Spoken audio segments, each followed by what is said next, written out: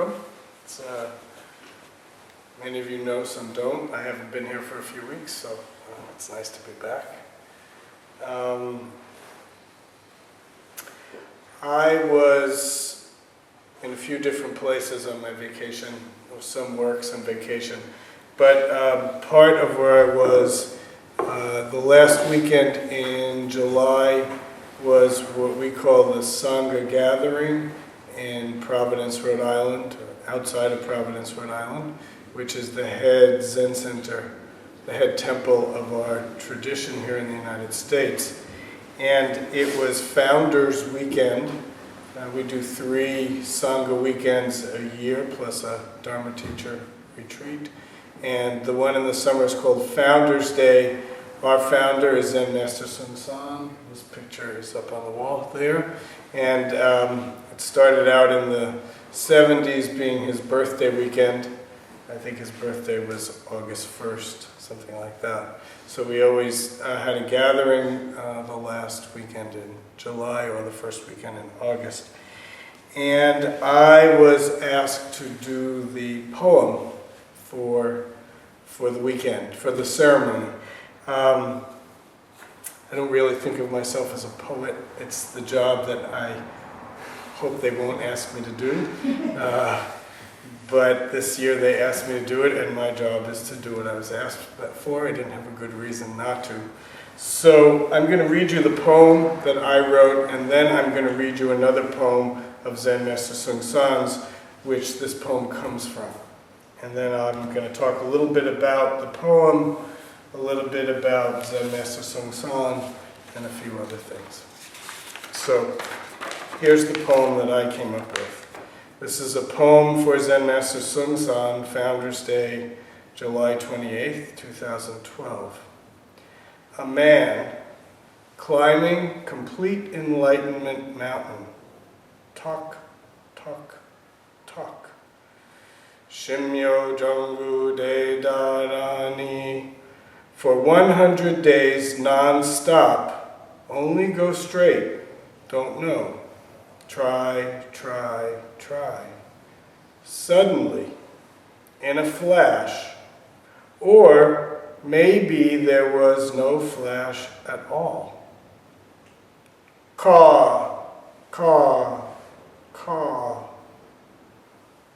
Is that all? 100 Dharma brothers and sisters gathering, honoring a great man. How may I help you? Listen carefully, listen carefully.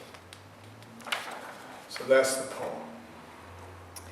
The origin of this poem comes from probably the week before I left. Some of you had interviews with me, and you might remember that the koan that I used came from Zen Master Bon Soeng's Enlightenment poem. And this is the way I do things. If I have interviews on Saturday morning, the Thursday night before, or sometimes the Friday before, I open the book and I look for a koan. Sometimes I read them and go, oh, I can't ask that. I'm not sure what I'm looking for. And sometimes it just hits me. Yes.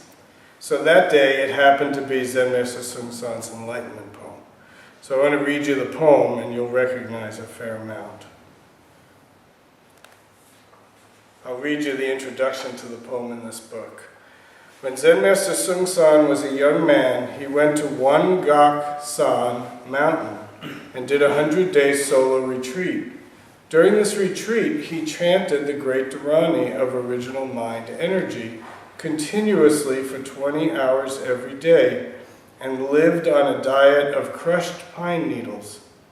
After 100 days, Bon Soeng attained enlightenment and composed the following poem. The road at the bottom of One Gak San mountain, just so you know, One Gak means complete enlightenment, and San means mountain. So the road at the bottom of One Gak San mountain is not the present road. The man climbing with his backpack is not a man of the past. Talk, talk. His footsteps transfix past and present. Crows out of a tree. Ka, ka, ka. So that was his experience. So what does that mean? This is an enlightenment poem. He's expressing something.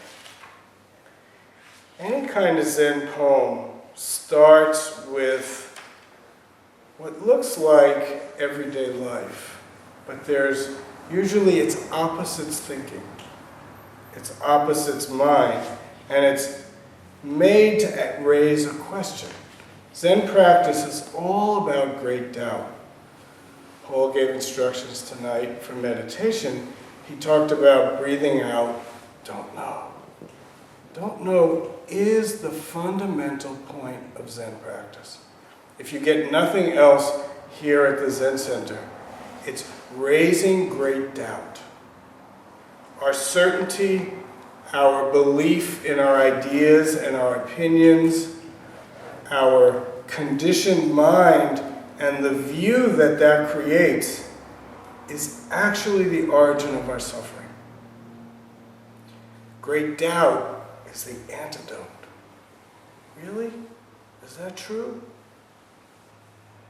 How many times a day we believe something, we get some idea, and then we just assume that it's accurate?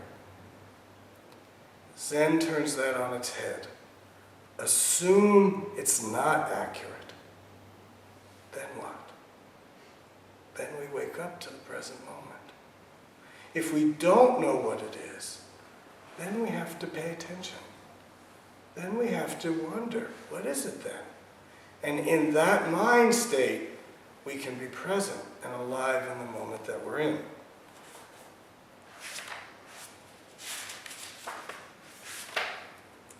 The road at the bottom of One Gaksan Mountain is not the present road.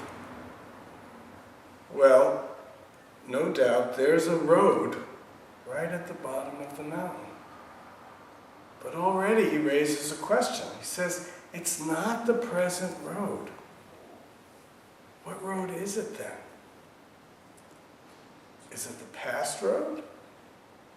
Is it the future road? It's not the present road. What then? Doubt appears. What is it? The man climbing with his backpack is not a man of the past. It's not the present road. The man is not a man of the past. Who is he? We ask, what am I? We have a lot of ideas about ourselves. We have a lot of thoughts and beliefs and desires and dreams and fantasies about ourselves.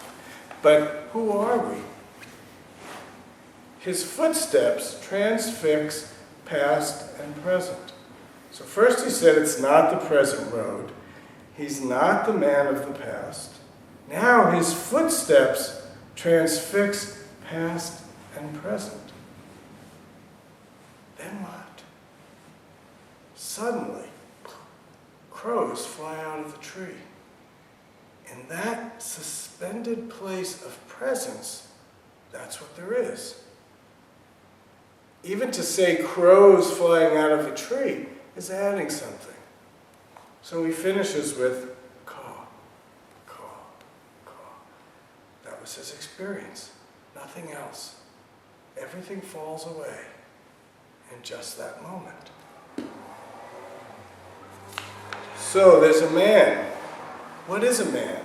Is he the present man? The past man? The future man? The milkman? The mailman? The psychotherapy man? The Zen man? The accountant man? The driving man? Who is he? We have a lot of names for it, but who is he? Is he even a man at all? Climbing complete enlightenment mountain. We're all climbing that mountain. Each one of us is standing, or right now we're sitting, right on that mountain. I remember when I was 19 years old, I was traveling in Europe and I went to the Vatican. And one of the funniest things I ever heard, we were taking the tour, and the guy said to us, he said, You think you're in a building, but you're really on a mountain. Vatican Mountain. Complete Enlightenment Mountain. That's our mountain. It's not a foreign mountain, and it's also not a mountain that we know very well. But with not knowing, we can find that mountain. Talk, talk, talk. That's our footsteps. Zen Master Bon Soeng, for his 100-day retreat, used the Great Dharani. Those of us who were here for chanting, we chanted the Great Dharani. Almost every time we do chanting, we chant the Great Dharani. The Great Dharani has very little meaning. It's rhythm, it's sound, it's opening.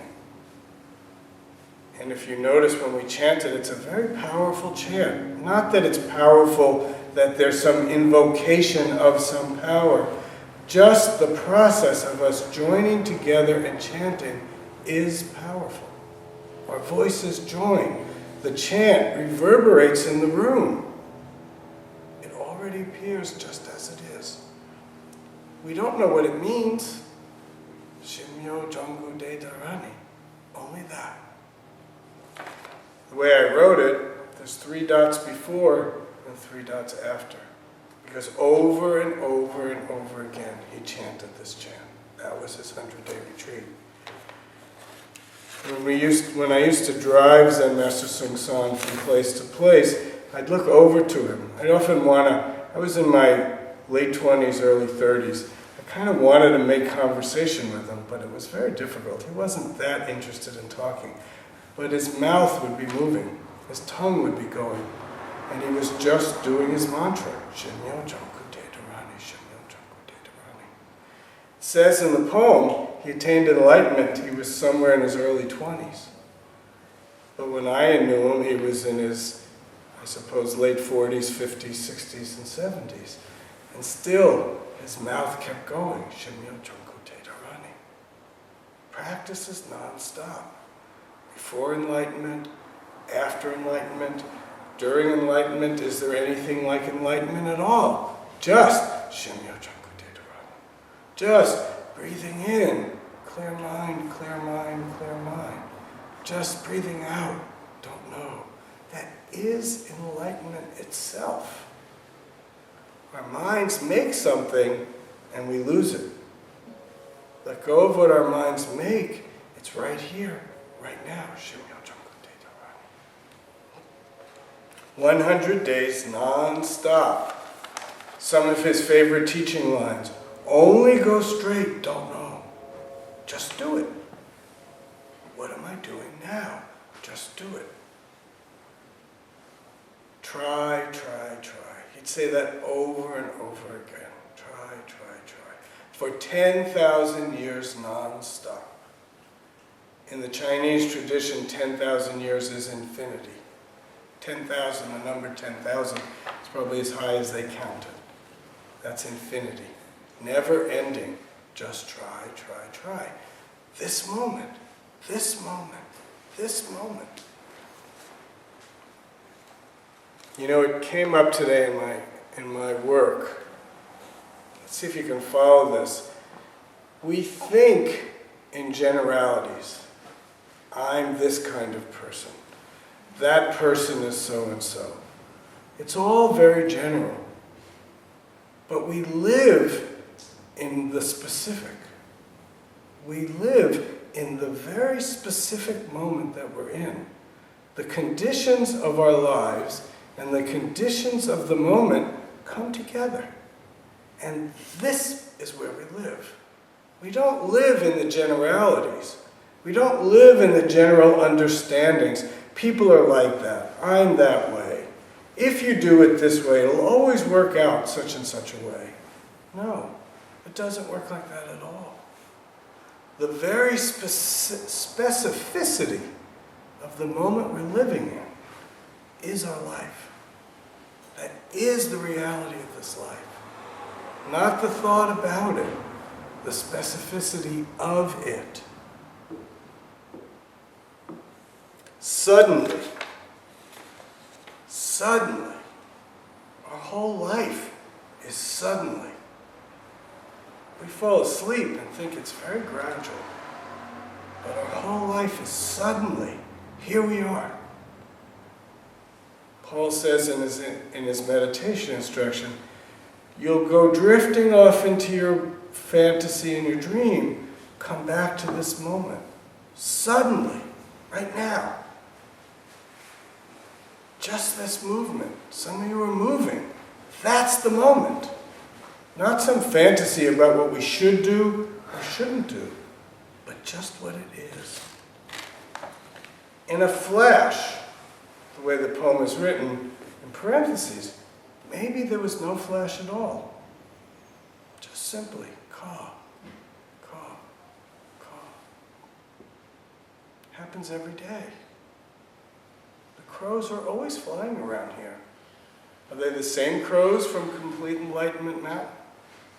There's a place in Korea called Complete Enlightenment Mountain. But Empty Gate Zen Center sits on Complete Enlightenment Mountain. The footsteps outside, talk, talk, talk. The geese that live across the street, ah, ah. We hear it every time. But sometimes they make their sound and I don't hear it. I'm busy in my dream life. But then sometimes, caw, wake up. That's our life. Wake up. Try, try, try for 10,000 years non-stop. So then I ask, is that all? Those of you who know our Kanban practice, we start off with, and then I ask, only that? Is there anything else?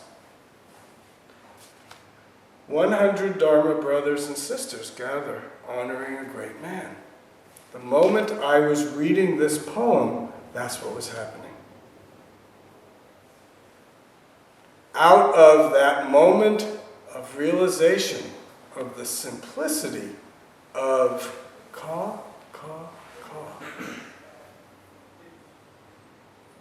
50 years later, 60 years later, 100 people were gathering to honor that man because of that moment. How may I help you? That's his teaching. Put down I, my, me. Put down my opinion, my condition, my situation, and meet the moment and help this world. That's the fundamental teaching that Zen Master Bon Soeng taught. He used to say, for me, suffering appears. For all beings, no suffering. Because for me, I really want this. My attachment gets stronger and stronger. And out of that attachment, suffering appears. For you, I only help. It's not for me anymore. Suddenly the attachment fades away. Only for you. But who are you? I'm asking, how may I help you? But how do I do that? So again, I finish the poem in parentheses, listen carefully. Listen carefully. To me, that's the most important line in the poem. Because we don't know what's happening, we don't know how to help, we don't know what our role is unless we're paying attention and we're actually listening. If I ask, how may I help you? Unless I'm listening, I won't get the clue to know what to do. So I'll probably just act in the way that I think I can help you. And probably I'm going to be way off the mark. I'll get much closer to the mark if I pay attention. How may I help you? Then open. What is it? Listen carefully. That's our job in our life. We spend so much time in our own fantasy world, in our own belief system, that we're not listening. We're not hearing the cries that are all around us. So in Zen Master Bon Soeng's moment of awakening, he heard the crows caw, caw. In our moment just now, we heard the phone fall. Can we wake up to that sound? Maybe somebody thinks, that fucking phone drops, ruining this whole moment. Then we're back lost in the dream. We use everything to wake up. We think practice is our meditation practice, is our chanting practice, is our bowing practice. We create these things that are actually quite important. We practice. So we come into this room, we sit, we chant, we bow, we listen, we talk. It's all practice. But unless it goes out from this building into every moment, then we're really wasting our time. Because our real practice never begins and never ends. It's just now. So each of us have different ways that we spend our days. We have different kinds of jobs. We have different things we do from moment to moment. It doesn't matter what that thing is. What matters is how we engage it and become it. Usually my job is there and I'm over here. And sometimes I love my job, sometimes I hate my job. Sometimes I think I'm doing a good job, sometimes I think I'm doing a bad job. That's the way our human minds work. Cut through all that. Just meet the moment.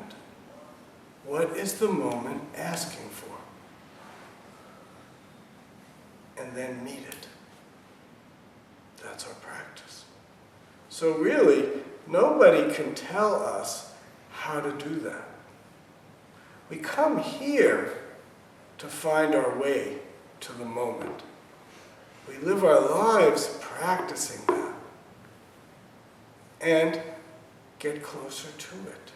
If we dedicate ourselves to seeing beyond the constructs of our own small-mindedness, to push beyond that to something real, something authentic, something that connects with the moment.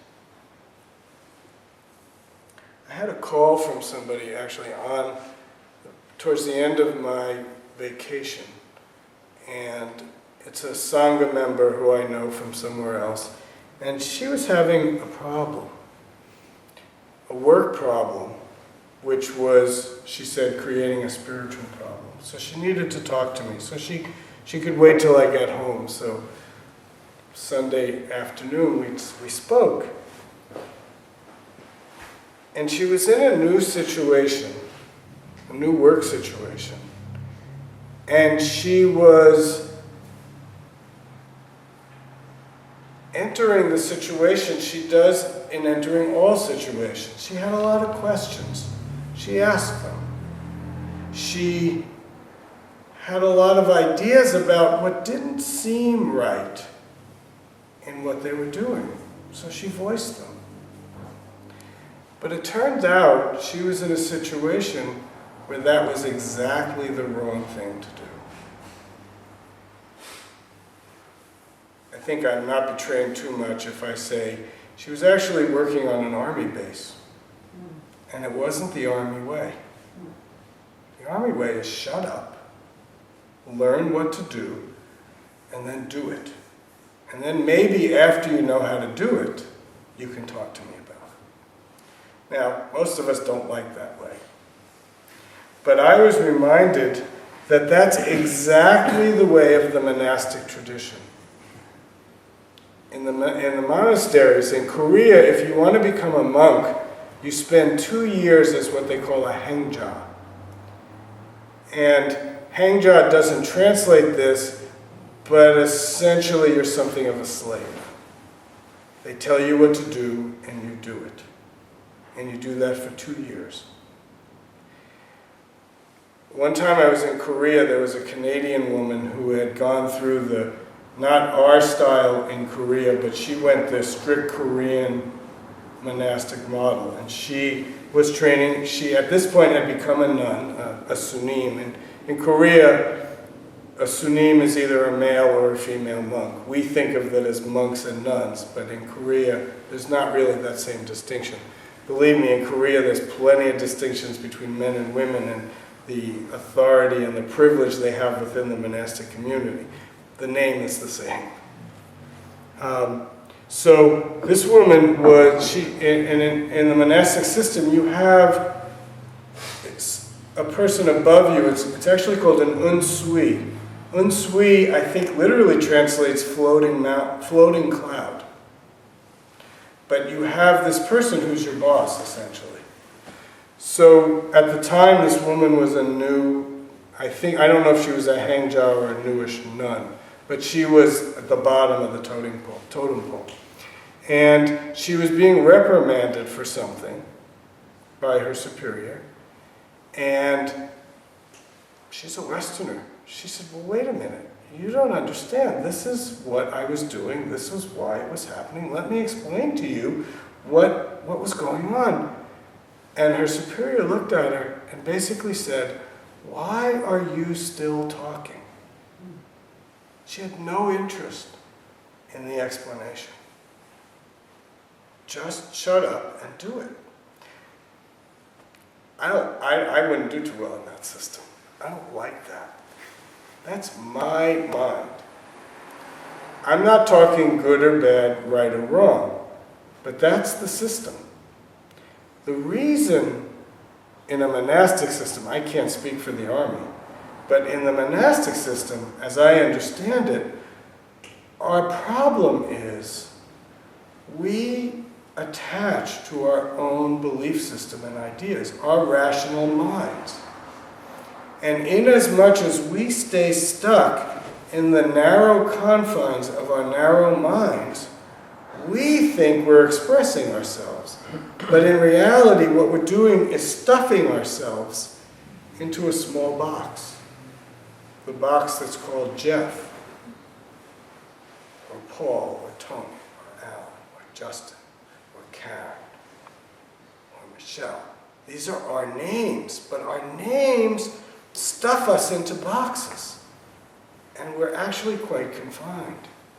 And what we need to learn is that we're much bigger. So the monastic system, or even the kind of retreat system we have here, is to put ourselves in a pretty small box and watch. If the terrain is too wide, we can't see how we're bouncing off of the boundaries. But as we tighten the boundaries, we can see ourselves more clearly. And in that process of seeing ourselves and understanding ourselves, we can wake up. We can see the holes in the walls. But if we don't look at it, we can't find it. So we stay stuck and confined. But the reason we do what we call tight practice is so we can see ourselves more clearly. We can use this great question and this great doubt, what am I? Don't know. To see things that we never see before. To wake up. To have that sudden flash, or maybe it's not even a flash at all. To hear, to smell, to taste, to touch, to be alive, not confined by the small-mindedness of I, my, me, but awake and alive and interactive with the moment that we're living in. And we call that Zen. We call that a Zen life. Anybody have any question, any comment, anything you'd like me to talk about? Karen? I was struck when you said that the practice is much more than in the room. And if it's only in the room, then that's a waste of time. Pretty harsh, huh? Yeah? And? Well, I've been practicing a long time. Yeah? And you and I have talked many times about the struggle Yes. of being present, Yes. even in the room, Yes. and how much more of a struggle Yes. washing the dishes. Yes. And a goal of mine has been to learn how to wash the dishes. Yes. Since I've been coming here, I actually have nanoseconds of holding a dish. Yeah. But it's taken years of practice, which I wouldn't call a waste of time. So I would just... Yes. Yes. I would say it's not a waste of time, of course. But your practice grew as you took it to the sink. room here first. Yes. Well, yes. But it grew as you took it to the sink. Yes. That's the main point. Fair enough that it's too harsh to say it's a waste of time.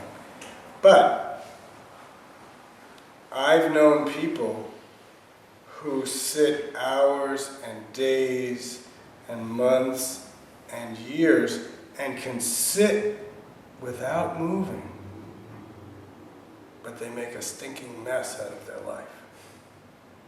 And that's the illusion, really. It's a wonderful thing to sit, to be what the one particular person I'm thinking of, to be a superstar in the Dharma room. But if you're out making messes, you're not bringing it into the moments of your life. And that's the important thing. How do you bring it into the moments of your life?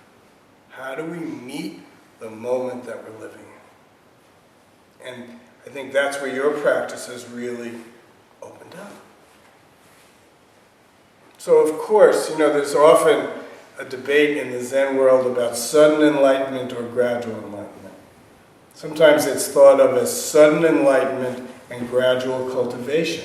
Some schools say no gradual cultivation, just that insight in the moment.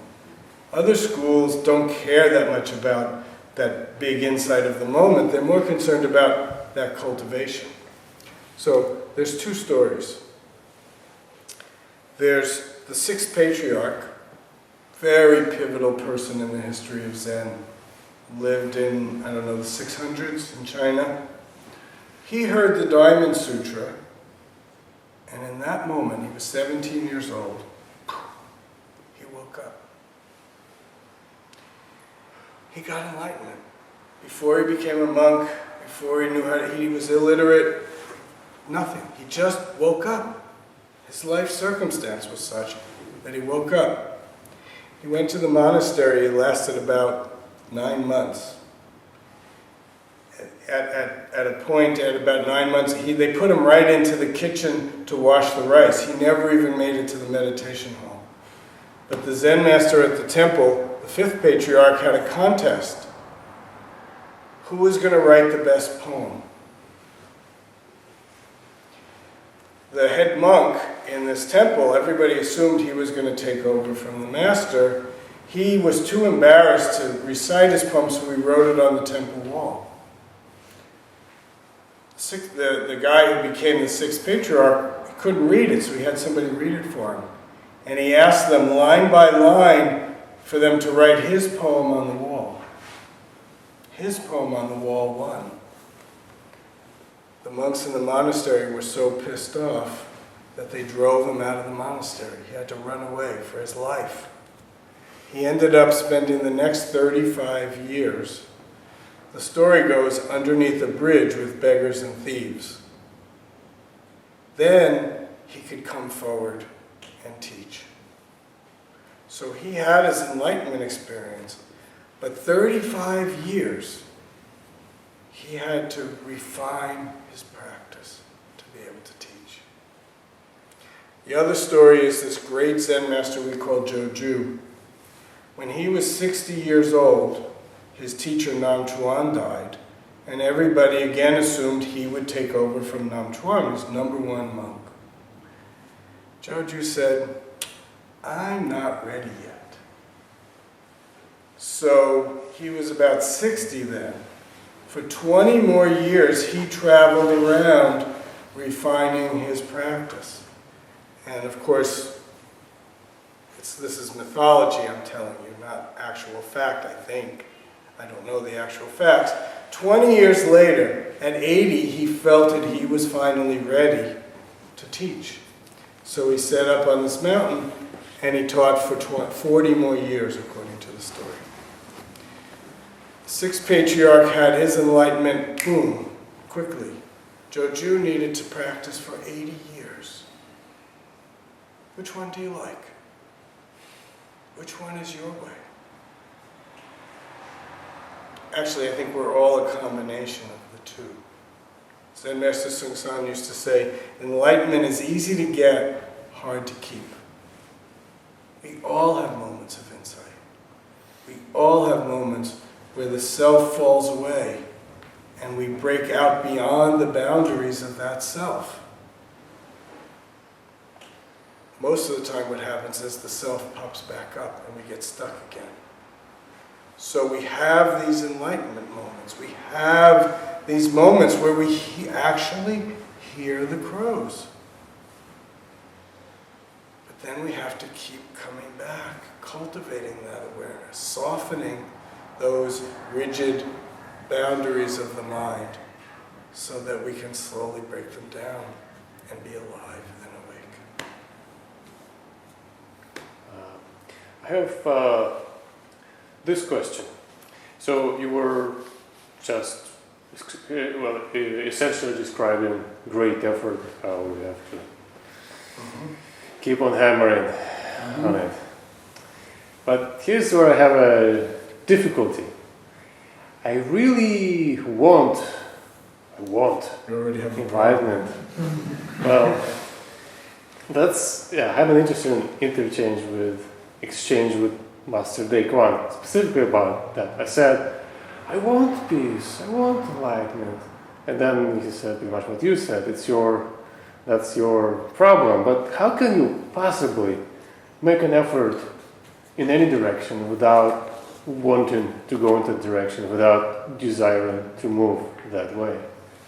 A bit of a contradiction, isn't it? Yes. There was there was a guy in San Francisco in the 1960s named Stephen Gaskin.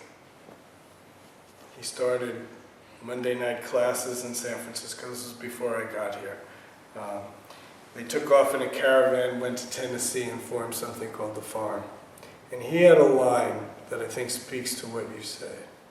He said, desire desirelessness, sort of the point you're saying, until the desire for desirelessness becomes the hindrance. Becomes the what? The hindrance. Right now, there's something is moving you. Something's not right. And you need to use that desire for peace, for rest, to stir your practice. Use it. But there will become a point where that desire is going to actually get in the way of getting what you're really looking for. And you'll have to let that go too. Maybe you're not ready to let that go yet. Use it. But it's a vehicle. It's not the point. I was trying to see if I could find it, but your story reminds me of the story of the second patriarch. Bodhidharma, that guy on the wall over there, spent 9 years in a cave meditating. This man, I wish I could find it, I would be able to show it a lot better. Give me half a second. Maybe very close here.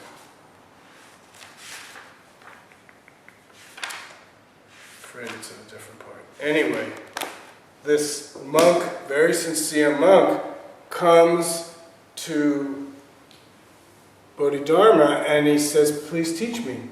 Bodhidharma won't talk to him. He stands there in the snow. The story is he gets covered with all the snow, it just keeps falling. Bodhidharma won't deal with him. Finally, to get his attention, again, mythology, he cuts off his arm. He's showing him how much pain he's in. But he cuts his arm to show him how important this great question is. So Bodhidharma turns around and says, "What's your question?" He says, "My mind is so painful. I can't find rest mind. Please help me." Bodhidharma says, "Bring me your mind and show it to me." The monk says, "I can't find my mind." And Bodhidharma says, "Already your mind is at rest." Use that desire to bring you forward. But don't be attached to it. Go beyond it when it's time to go beyond it. Okay? I was struggling with the story you told about your friend who worked on the military base. Yeah. And you drew this analogy to a monk in a monastery. And I don't know if what you finally said to your friend, did you finally say that it was a mistake, or to have kind of raised these questions in that setting, or? Mistake isn't the question. It wasn't appropriate. We have this, now she's a Zen student, so we have this phrase a lot of people hear, and you've probably heard me say it: correct situation, correct relationship, and correct function. That correct situation is the first point. It means, can you clearly see what's going on around you? She brought her own way and expected what was going on there to bend to her way. She wasn't clearly seeing the situation in front of her. If she comes to me with her questions, that's probably correct way. She's reading me well. Remember in the poem, I said, listen carefully, listen carefully. So the first thing you have to do is see, where am I? What's actually going on here? She's working on a team. Who are these people? What's the culture here? My culture is my idea. But the first thing I have to do is see, what's the culture here? Then that's correct. This gets deeper. This is right view. This is letting go of your own opinion and seeing clearly what's going on around you. We call that correct situation. The second one is correct relationship. How do I fit into this situation? She's the new kid on the block. She's in a hierarchical situation where when you're new, you're at the bottom of the totem pole. There are certain things in that culture that are acceptable. If you don't want to be in that culture, leave. But if you want to be in that culture and you want to survive in this culture, she wants this job. It's a great job. She's working with children who are being abused and family violence. This is her passion.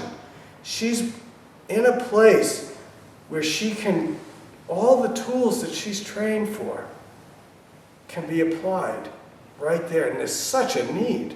There's people coming back from war who are in trauma themselves, who are bringing that trauma into the families. And she has the possibility of helping. And that's what she wants to do. That's what's important. So if she doesn't read the culture right, and she can't find her way into the culture, she can't do her job. So we say, follow the situation, see what your relationship is to the situation, and from that, your correct function, your action will appear. It's not my idea. She wants to be able to be there. So she's got to find her way to be there. If she just stays stuck in her own view of it, she won't be able to stay there. So what's most important? Does that help? Yeah, it helps to have a little, yeah, thank you. Yeah, there's a reason she wants to be there. I mean, she needs the money and the job. But more importantly, this is what she spent her whole life training for. But to do that, she may have to let go of her own idea in order to actually do the work she wants to do.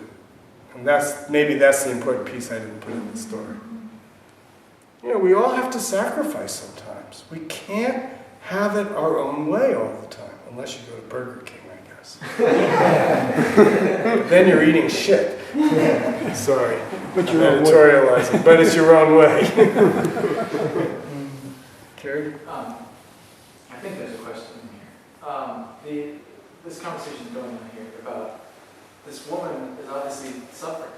She's in a position where she's suffering, and I think that's one thing that I've seen a lot in my own Zen path, is that there's a lot of suffering in it. But the question, I guess, is here, like, the path is about relieving suffering. So what's the big rush to, like, relieve this force that ultimately is going to turn coal into a diamond,